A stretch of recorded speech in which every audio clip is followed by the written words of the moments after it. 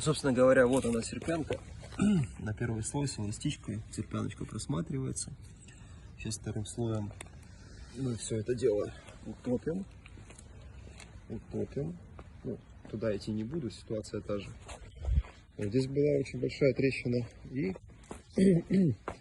идем дальше. Вот она картинка, которая есть. То есть то, что мы не трогали. Трещин волосяных прям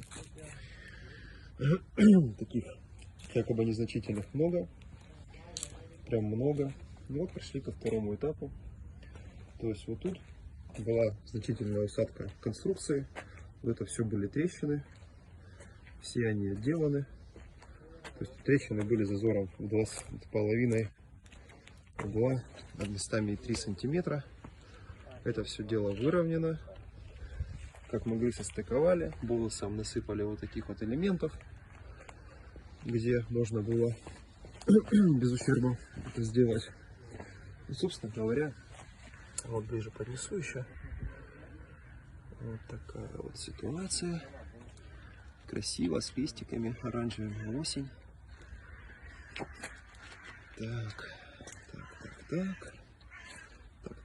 Это, видимо, был уже финишный момент. Тут пацаны, поднасрали, сейчас будут вытирать. А так, в общем и целом,